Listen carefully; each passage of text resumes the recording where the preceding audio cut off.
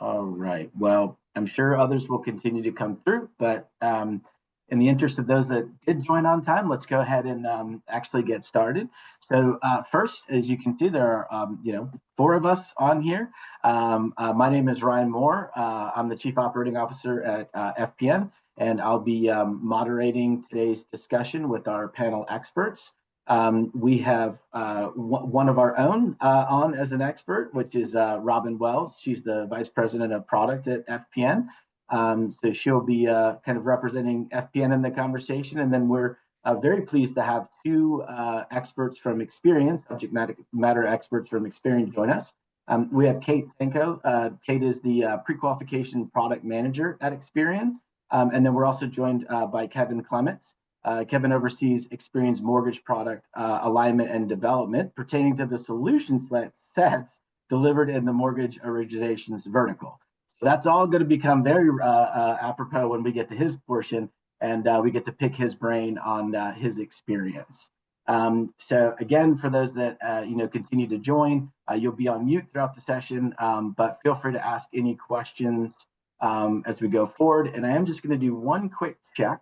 That if somebody could drop a question in there that just confirms that you can hear the audio and that it's coming through okay, that would be great. All right, so we've kind of again started to set the stage with regards to who's here. All right, we've got a couple of people responding, which is fantastic. All right. So we're here today to talk about, pre-qualification and more specifically how you actually leverage pre-qualification. We're going to have kind of a multifaceted conversation. It's going to include some background, and then we're going to try to get into some specifics where we can actually really drill down and take advantage of having the experts that are here with us. So like I said, we kind of did the intros already. Kevin Clements, Kate Takeo, thank you so much for joining us from Experian, and then Robin from FPN. And so as we kind of set the stage here, already done the intro. So the first thing we're going to address is what is pre-qualification, right? We hear a lot of terms, depending on what industry you are, you may have more or less familiarity with the topic. But instead of just assuming that everybody knows what we're talking about, everybody on this call lives and breathes pre-qualification every day. So it seems second nature, but we obviously want to make sure that we have a firm grasp on what pre-qualification is. And to do that, Kate is going to take us down that path. All right. Good morning, good afternoon, everybody. So I wanted to start with where pre-qualification sits within the customer lifecycle. When you consider just beginning to end, the first time you engage with the customer, interact with them, all the way through, just working with them, bringing them on, managing any of the products they have through you. This really sits at the very front end of that. And so when we're talking about making sure that you've got the right folks coming to you and you've got the right relationship with the right folks, pre-qualification is a really important tool to do that because it gives you an opportunity to present them really at the start with offers that are relevant to what they're already looking for, and you're able to use the credit information in order to present them with the best offers. So you're off to a great start with them, from the jump. So there's no surprises once they get to moving forward because you've already got a good read on them. So if we move into the next slide, I'm going to get into the pre-qualification product a little bit more specifically. So pre-qualification is a consumer consent-based product. So what that means is these folks are already actively looking for a specific loan type. Usually this takes the shape of, they're just either looking specifically with a lender, or sometimes they'll go to an aggregator. But in any event, what they're going to do is they're going to say, hey, look, I'm going to give you my information, understanding that you are pulling my credit for the purpose of presenting me with offers. So these folks are usually going to be coming in with a very specific thing in mind that they're looking for, and it's going to give you the opportunity to see the credit file to put the right offer in front of them. So that creates the engagement. They're coming directly to you, and then with that, the permissible purpose for that pull of the credit is consumer consent. So With them coming to you directly and being actively engaged from the start, the obligation on your end then is to present them with the offers. So you do get a look at the credit file, you get establish the connection with the consumer, and then using that credit information, you're able to say, hey, look, here are some offers for which you're pre-qualified. So that gives them a level of confidence to move forward in the process, understanding, okay, I, I'm not going to like go weigh in on something that maybe I'm not even qualified for. The thing that's really important to know also is it's a soft pull, which means it's not going to trigger alerts and things like that. That usually can happen in the process a little bit later. That can just trigger some interest in from the competition. This is really a nice way to get started, get a snapshot, get the right offers, and establish a really good connection with that consumer by presenting them with the appropriate offers. I think we're still on the life cycle slide. Are we able to push to the next one? Yep. And while I click over to that, I know you Hmm. mentioned the soft pull nature and not alerting competitors. Can you maybe elaborate a little bit on how the soft pull impacts or doesn't impact the consumer themselves? Sure. One of the benefits to pre-qualification is it does give that consumer the level of confidence that there's something to proceed with without doing a hard credit pull. So with a hard inquiry, it has the ability to impact their credit score. Usually it's not a significant impact, but it still does cause some hesitation with consumers sometimes. What it does is it gives them the chance to say, hey, you can look at my credit because I'm really interested in seeing what I might be eligible for, but it's since it's a soft pull, it doesn't have any impact on the credit score. So again, it's beneficial to them in that they can get a really good solid sense of what they might be pre-qualified for without that impact to the credit score. And then it gives you the opportunity to get that credit information on the consumer again to present them with the best offers available so that you can establish a really good relationship with them right from the start. I'm going to go into some of the other benefits associated with it. With the pre-qualification product, you're presenting offers for which they're pre-qualified, but there's not a firm offer of credit. So in other prospecting strategies, there's a firm offer of credit needed when it comes to things like a pre-screen program. What this does is it allows you to say, hey, here are some options for you based on what we see and what you're looking for, but there's not that firm offer of credit obligation.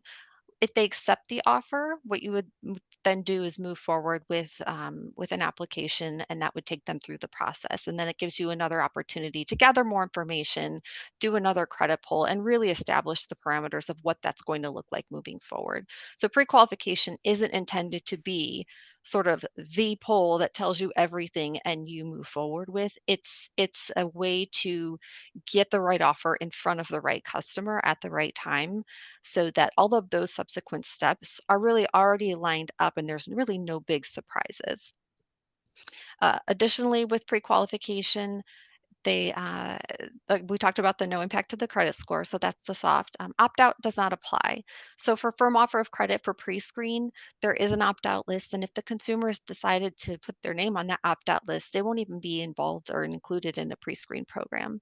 That has different rules as it relates to pre-qualification. So when you're doing pre-qualification, all of the FCRA requirements, all of the things that you need to keep in mind to make sure that you're doing this in a compliant way is built into the product. We're not giving you things that you can't have as it relates to the rules and regulations around how the consumer data is used and for what purpose. Since pre-qualification is consumer initiated, they're seeking out information. They're authorizing the credit pull to be presented with offers. So opt-out does not apply in that instance. So I'll go ahead and pause. I'm not sure if there's any questions or anything in the queue at this point. Great, thank you. I don't see any new questions quite Okay. yet, but I did want to piggyback one thing real fast, which is, we do the pre-screening side as well, and I know we're here to talk about pre-qualification. Mhm. Two quick notes though. One, we do have additional webinars on that same registration page, some with other subject matter experts from Experian to discuss things like pre-screen. So some of those are upcoming, some of those are already completed, but either way, you can go view them and continue to learn about other services like pre-screen. Um, but the other thing is, just as having been in the space, that opt out not applying here is increasingly more relevant. 5, 6 years ago, we would see maybe double digits, 12, 13% of the population landing within the opt-out. We're seeing north of 20%, right? So a lot more folks are being made aware of the opt-out. A lot more folks are choosing to opt out. So being able to control the campaign, the program, get the consumer to specifically opt into your service, your offering is super powerful, especially as that opt-out percentage gets bigger over time.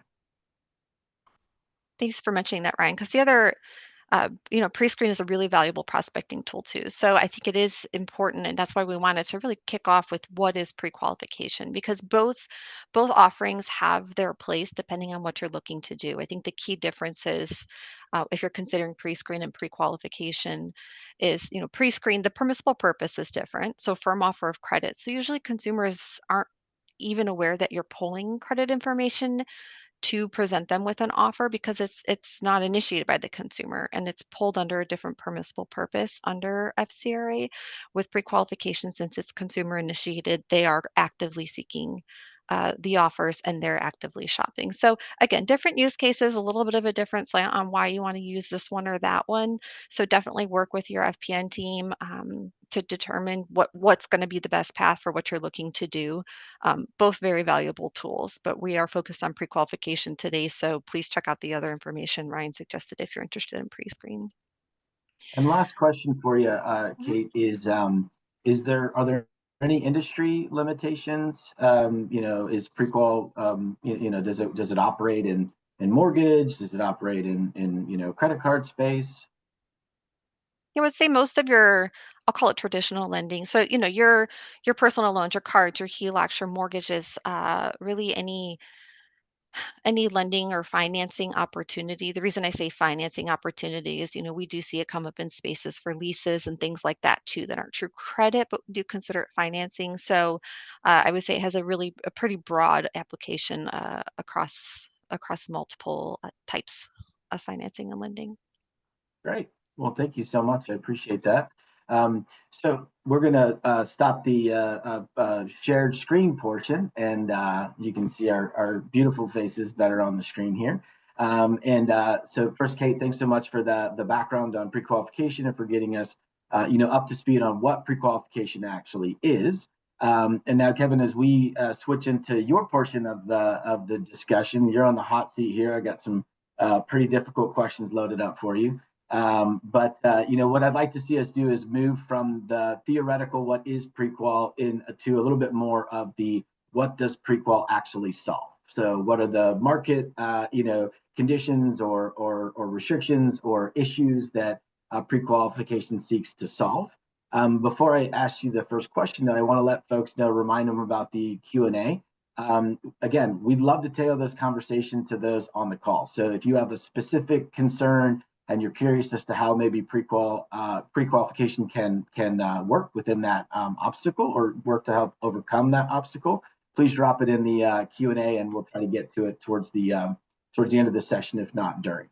All right, so without further ado, so Kevin, just to kind of open it up, Kate gave us a great background on what pre-qualification does more generally. But when you think about how that impacts the actual process, a lender or a financier, to make it a little bit more broad, what are some of the things that Prequal, some of the pain points that Prequal actually helps mitigate and helps with the loan process overall?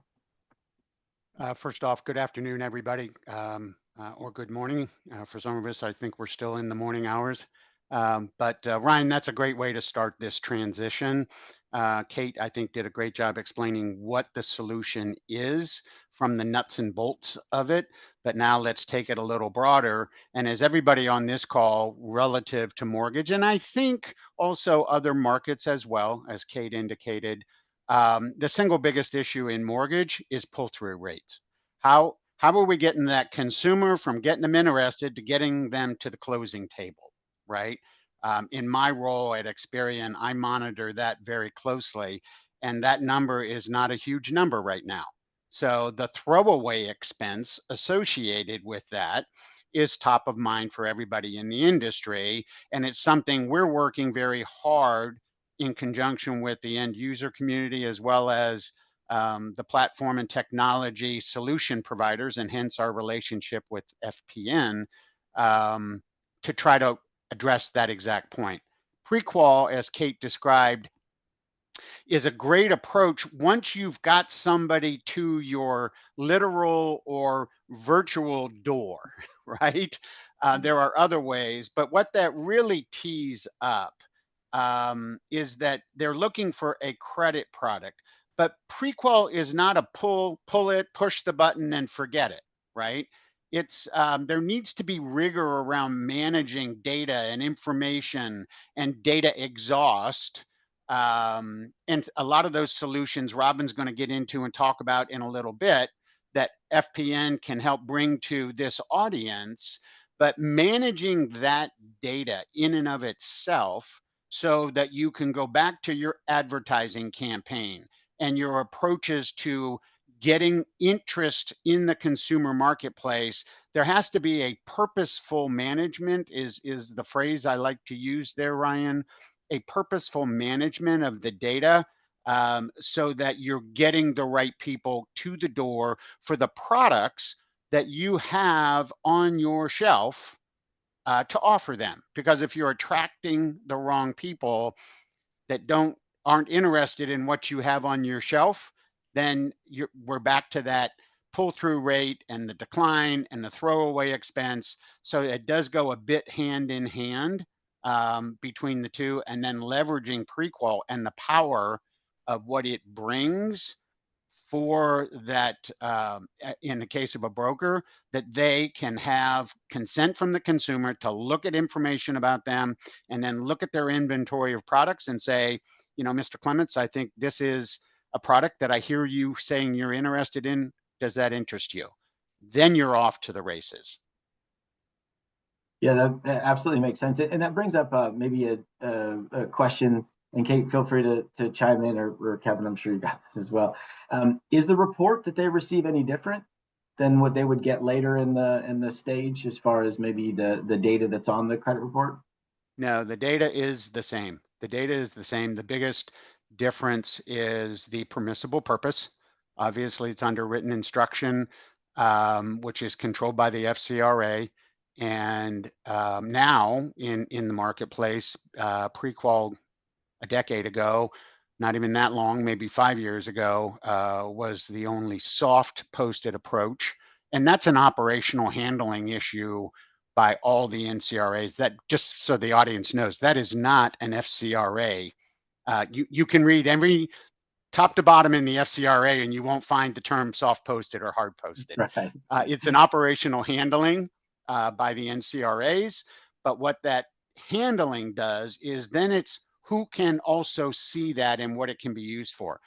The FCRA does call out a requirement that if the consumer chooses to look at their credit report, we are obligated, we the NCRA are obligated to make sure that anyone that got access to that information, it's recorded on their file and the consumer can see it. When a soft posted inquiry is applied to a consumer's file, a commercial utilization, so another lender, a downstream furniture company, after they buy the house, they can't see those soft posted inquiries. So it's not commercially visible, but it is consumer visible. So just a little background on FCRA there, not to put everybody to sleep on that topic. But no, that's a great breaking it down, and that goes back to what Kate was mentioning earlier around the pre-screen, and sometimes we hear the term triggers, and that this kind of flies under that radar and doesn't trip any of those alarm bells, notifying your competitors that you've looked at the consumer's credit. So exactly. With and I know we talked within the confines of mortgage, just to reiterate, pre-qual can be across various industries, but mortgage is something that we do a lot of. Kevin, I know that's near and dear to what you do every day. So we'll kind of keep on that talk track a little bit. Okay. So when you mentioned the lower pull-through rates, and the advantage of having this, basically the entire credit report early with the soft inquiry, you still have, fall off. So is Sure. pre-qualification a less expensive tool? Um, I will qualify this by saying we do not sell and into a lot of the people that would be in your audience directly. We do to some in some segments of the market, but not all. Some we go through a reseller. FPN would be such an entity and a relationship we have. So the actual price point in the market is not controlled by us. That was a lot of words to get to that statement, but my lawyers tell me I have to say all those words to get there. Gotcha. Um, but in general capacity, a prequal is less costly than a traditional credit report, a 3 bureau merged credit report. So that's why a number of years ago, the marketplace started moving there as this pull through rate was going down, throwaway expense was becoming an issue. Therefore, they were looking for a less expensive approach to do that. And Prequal can fit a cost mitigation opportunity as well. So that's another attractive point to it on top of all the other things that Kate pointed out from an operational perspective, Ryan. Understood. No, one other item that we hear a lot of, and Kevin, when we were discussing this, in advance, you had a slightly different take than I've heard before, and this is with regards to asking for the information from the consumer. So, Kate, keep me honest here. For the pre-qualification, the required is really just the name and address. And then the date of birth and social are optional submissions. Is that correct, Kate? That's correct. Yes. Okay, so with that, Kevin, right, if I think in terms of a marketer, right, I like less friction. So asking for less information seems like less friction. Prequal allows me or affords me the opportunity to do Mm-hmm. that. But when we discussed it, you had a slightly different take. Would you like to elaborate on that? I can give you my perspective on that. And while Kate is absolutely right, and that's why she designed and built the product the way she built it, was to allow for less friction. So we accommodate that. However, I'll go back to my early comments. Pre-qual functions when you've got the consumer at your literal or virtual door. Pre-qual does not get them to your door. What gets them to your door is your advertising strategy, your marketing strategy. And your advertising and marketing strategy needs to be driven by consumer information that you can gather. So while it may create less friction in the moment, the more data you get helps you load into tools, working with FPN and the solutions and the support that you bring to your customers. You can leverage all of that data. And I would argue that you get a better overall marketing campaign that's much more targeted, that whenever that broker, again, just as the example, looks at the inventory of credit products that they have on their shelf, making sure that they're driving the right people to their door is going to be paramount to impacting and mitigating long-term cost. That comes from more data so that you can hone zip codes, you can hone different characteristics about consumers. All of that information is so impactful. So yeah, I know we talked about this beforehand, Ryan, and you looked at me like, wait a minute, hold on, and I gave you my answer. It you don't have to. You can get it, but I would suggest to the audience to give thought to what your bigger strategy or advertising strategy is and how the data could help that. And one other thing, which I know we talked about offline, so I'll just bring it here for everybody's benefit, is there is a higher hit rate when you have a complete set of information. It's impressive actually how many what percent you can find folks with just the name and address. But when you do add those additional PII fields, you begin to approach 100%. It's never going to be 100%. there's over 300 million people. There's a lot of data out there. There's thin files. There's lots of different things. But there is the additional benefit that, that you're going to have a higher percentage of hits with the increased information that you gather. One little thing that I do want to just throw out, we're obviously providing a lot of information today. Part of the role of companies is, as Kevin mentioned earlier. You've got Experian, which is clearly the repository. You've got the end user. Sometimes those relationships are direct. Sometimes those relationships are indirect. A big part of the indirect relationship is to take all of this information and distill it down into bite-sized pieces and help craft strategies and things like that, because it can become a little bit overwhelming. So I do just want to kind of mention that if it sounds like a lot, it is, but thankfully we've got good resources available to you, and can help anybody that's not exactly sure what to do next, through the process. So Kevin, I wanted to bring back to something you mentioned, because it's crucial to businesses to understand where their dollars are going, especially on the marketing side. Sometimes those are very difficult dollars to track and to see the real impact and the fall off. You mentioned everything from the data exhaust to the to the pull through rates and everything else. So in keeping with that concept and trying to understand like what my actual return is, we obviously know what happens to those folks that come through, but we don't always know what happens to the folks that didn't reply or didn't get qualified.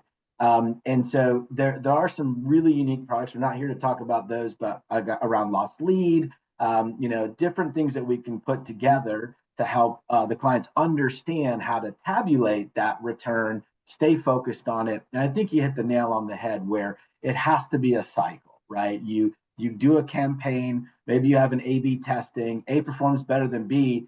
If you keep sending A/B notices, that's not really helpful, right? You need to learn from that, change your strategy, pivot and move forward. Absolutely. Yeah. Anything else that maybe you've observed that clients have done well or that they could do better on, as far as keeping an eye on that, their return and how to improve that, and how tools like Prequal help facilitate that? Yeah, Ryan, great point. That is the single biggest thing I hear when I'm in an audience and people are asking about this. And I would tell you, the more important data isn't the data that closed. It's the data that didn't. Yeah.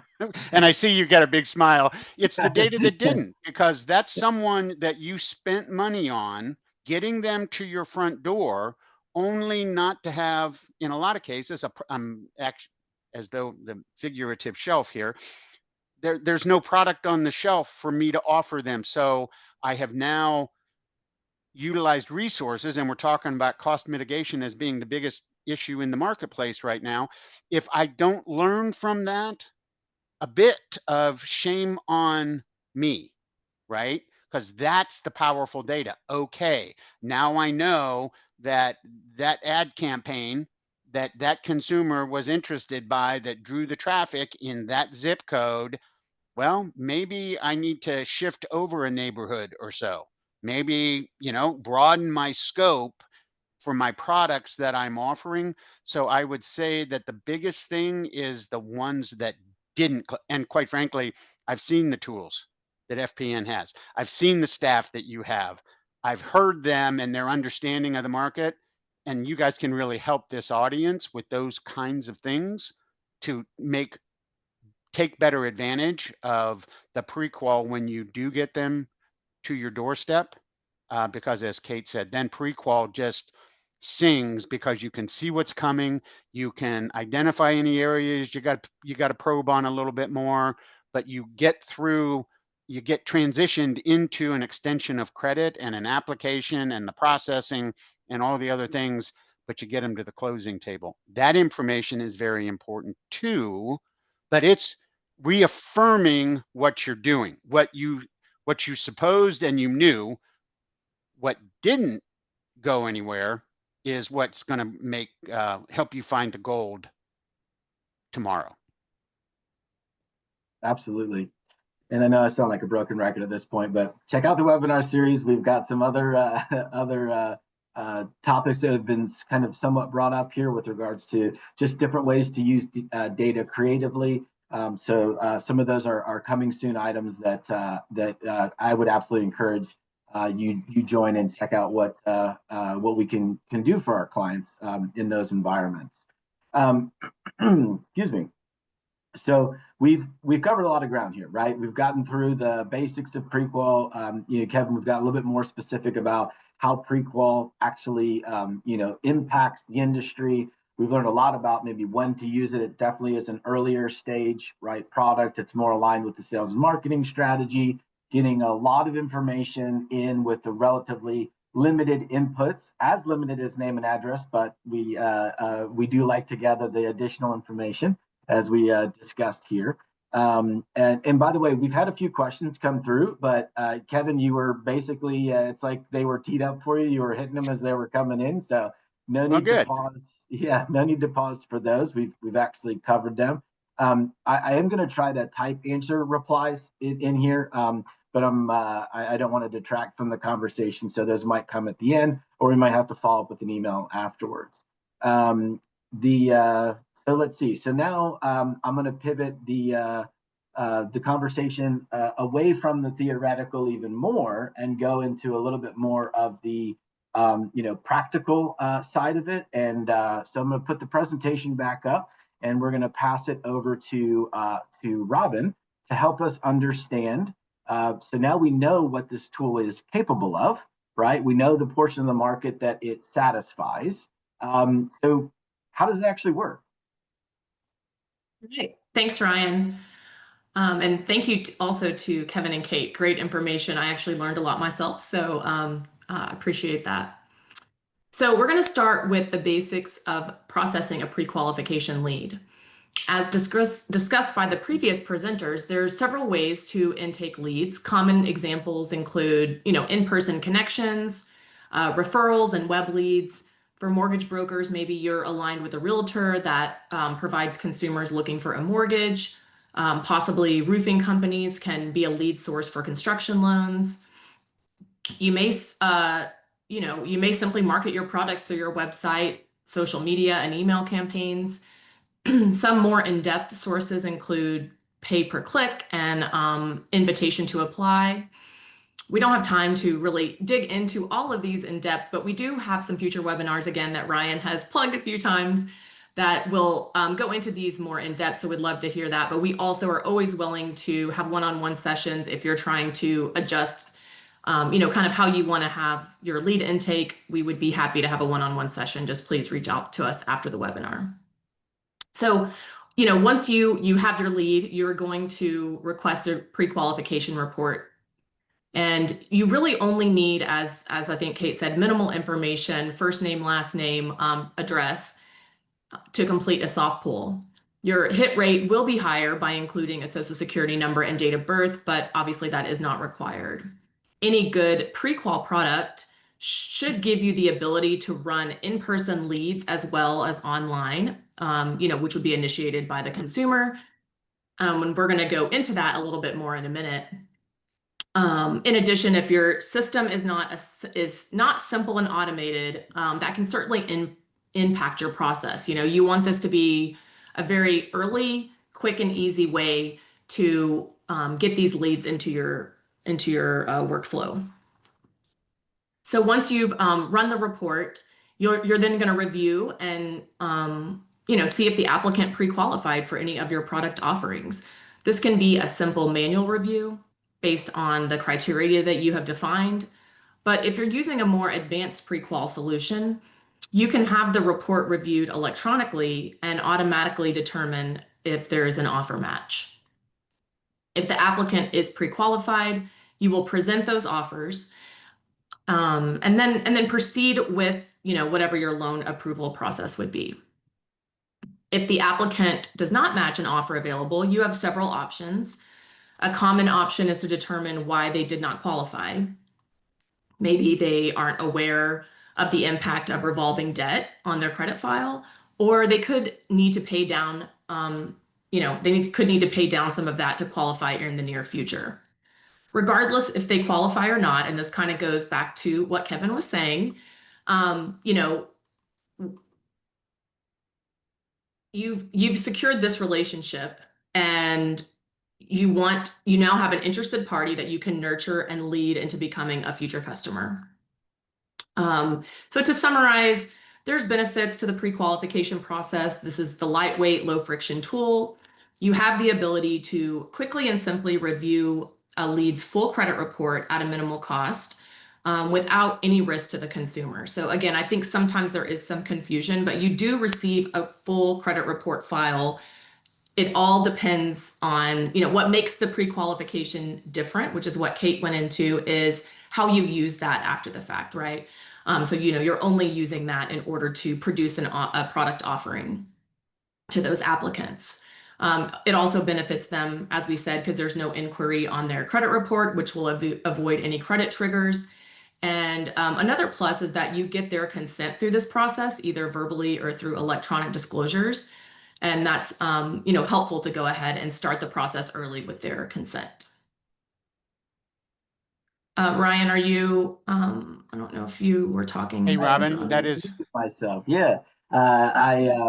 Actually, I did want to just interject because it's something that, again, we discussed previously, and again, not trying to make this all about mortgage because it can go across industry, but Kevin, we were talking the other day about how, unfortunately, oftentimes in the mortgage process, even for some well-heeled, sizable clients, they're not great at capturing consent because they're leveraging downline items like the disclosures to capture those consents, or maybe the full 1003, which they haven't even gotten to yet.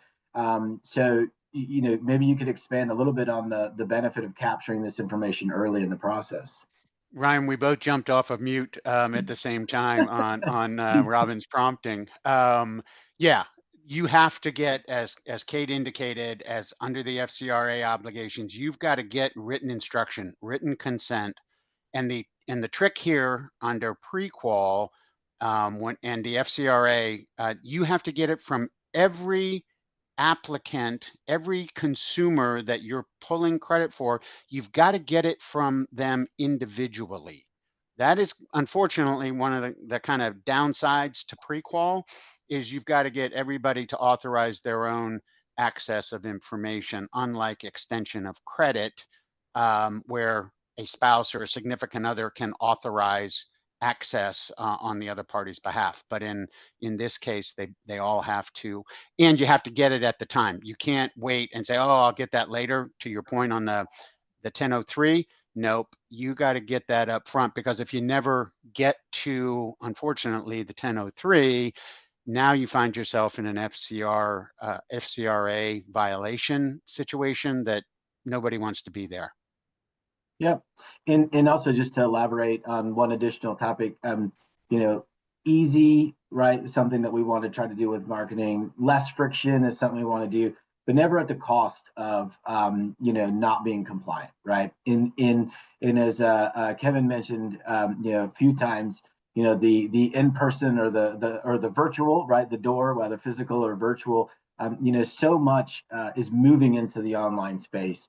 And, it is important that you are capturing these things, and, not to just single out FPN's pre-qual tool, but to use it as an example, as Robin mentioned, when the consumer gets, goes to that page, and to Kevin's point, it is the individual consumer, not the co-applicant, but each individual consumer. They have a very clean, simple, easy path, but they're also consenting to both the written instructions and electronic disclosures, as well as, depending on which tool you use, likely some type of TCPA acknowledgement, which gives you the authority to call them, to email them, etc. So these are incredibly important, and an online solution like FPN's web-based software makes it easy, but again, not at the risk of missing something from a compliance standpoint. So this simple tool that you can send out, to your consumers is actually very powerful in capturing those consents early in the process. So, Robin, to kick it back over to you. So we've got the the layout of the process, did you want to take us through a specific example? Yes, if you can go to the next slide, I have a very basic example here. And this is really what, what you could expect a consumer to see through the process that we just discussed. So what I have here is a very basic marketing email.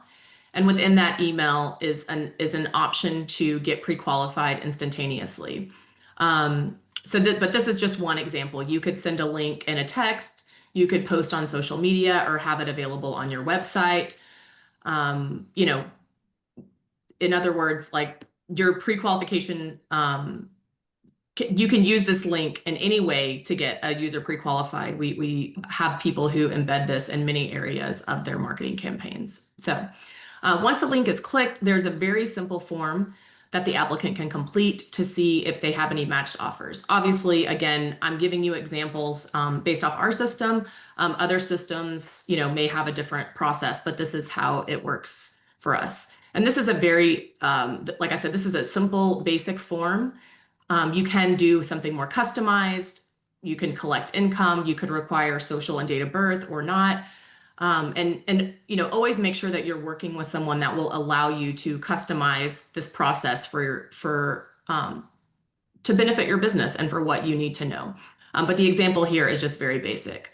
Once the applicant, and this is also where we're receiving that digital consent. You don't see it here on the page, but before they submit, they do have to provide their consent here. And once they submit that request, then the softball credit is run, obviously, in the background in our system. And then, you can run a decision criteria that actually returns applicable offers. If you wanted to have a more general response that says, thank you for submitting, we will reach out to you. You could say that. If you wanted to show that they were pre-qualified for multiple offers, that's an option. So really the sky is the limit here based off your business needs. But this is just one quick example of what their experience would be.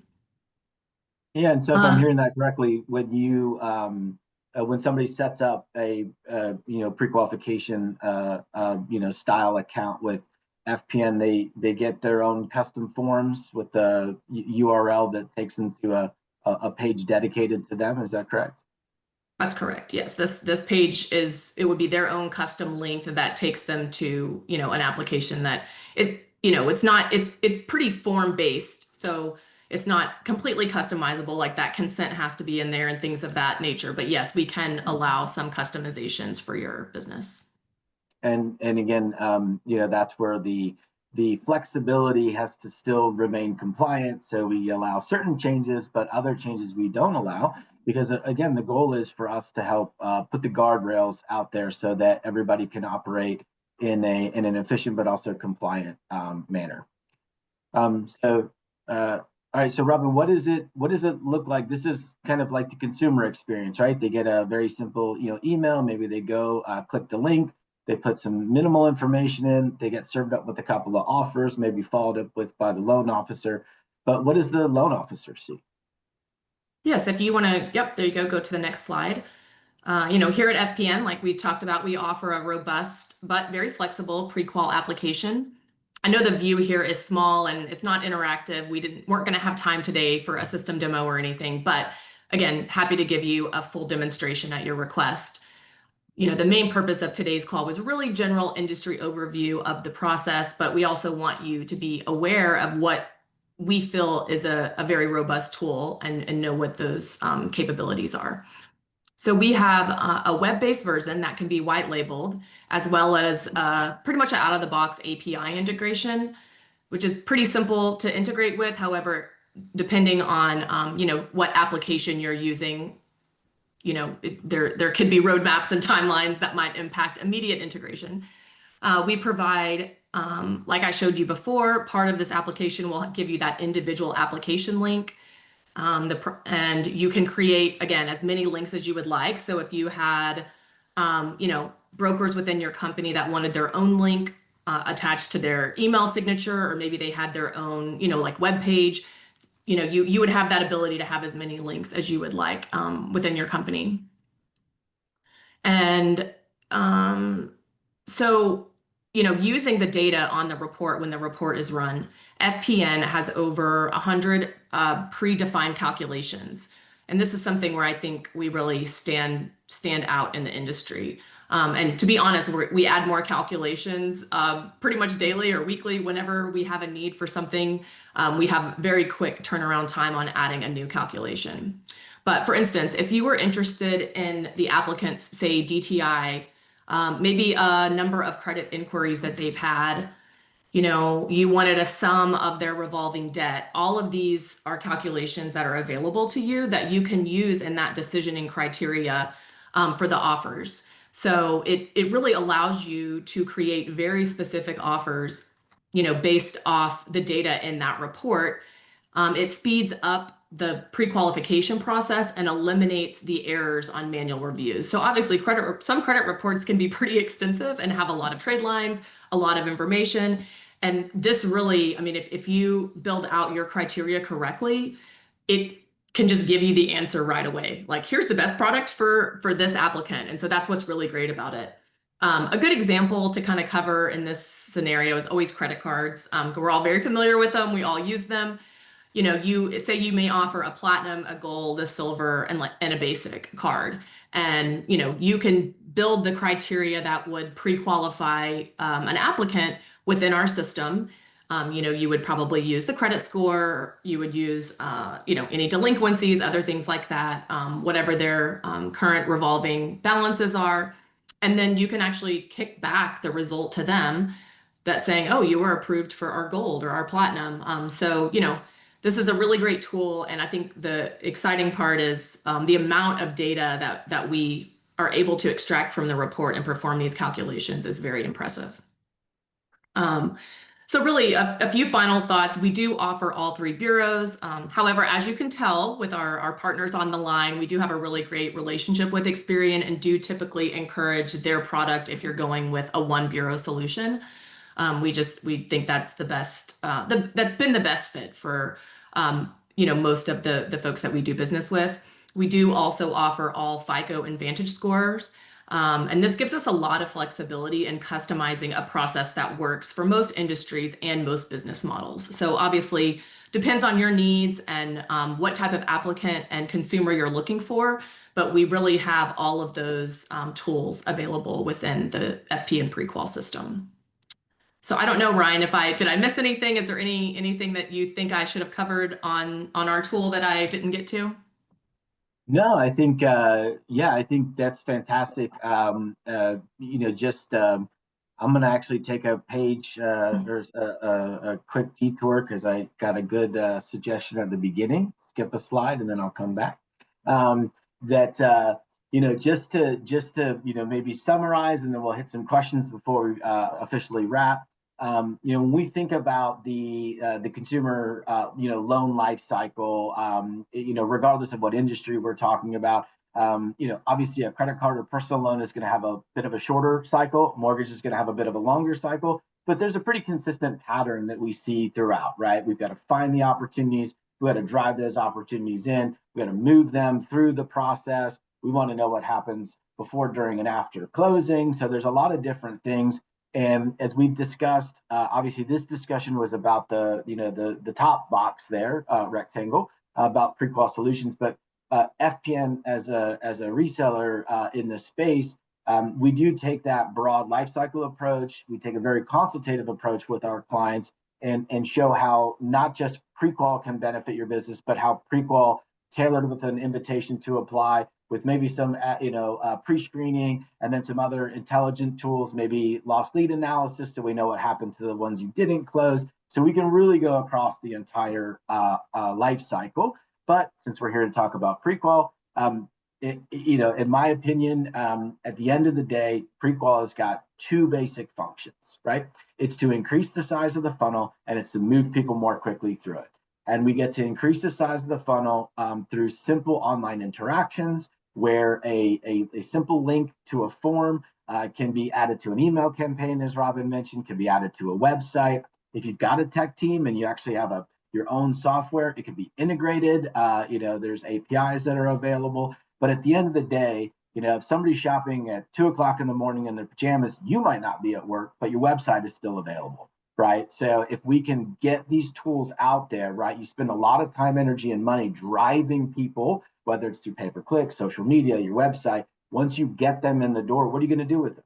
And if we can get that consent early, which leads to a full credit report that gives you tons of information with relatively low friction, then you're, again, not only increasing the size of the funnel, but you're moving them through very quickly. And the earlier you can find out, maybe they're, like you said, Robin, a platinum credit card or a gold credit card, maybe they're actually falling short of all opportunities and they need a little time to figure it out. All of these things become available when you have the data. And this allows you to not only get the data, but get it quickly, efficiently, while still, maintaining compliance. So that's kind of it from the presentation portion. We've been hitting so many of these questions throughout that that's why I did not leave as much time. I've been asking them along the way. But with that being said, if there are any last minute questions, now is the time to ask. So as we wait to see if those trickle in, first, I do want to just thank Kate and Kevin again for joining us. This was an incredibly valuable discussion, in my opinion. I hope that our attendees, feel the same. If there's follow-up after this, if you want to see a demo of what FPN's capabilities are, if you want to just explore this further, please feel free to reach out. We have contact us information on the page. Obviously, you received an email or 2 or 10 from us to attend this webinar, so you can reply to any of those. And we'll set up some time to have those discussions in more of a one-on-one environment. Final plug for additional webinars. Do go to our webinar page. We have some upcoming topics that might be of interest. We dive a little bit deeper into how to use data. We address pre-screening in a different one. And we have actually one that's very apropos to right now, especially if you're in the mortgage space. We'll be talking to Vantage Score. I believe it's early December. We've got them on the calendar. There's been a lot of changes, a lot of price increases with FICO. Vantage Score in the mortgage space Vantage Score 4 is approved for mortgage, but it's still not fully utilized. So we're going to have a great conversation about, what we see as the future of Vantage coming up.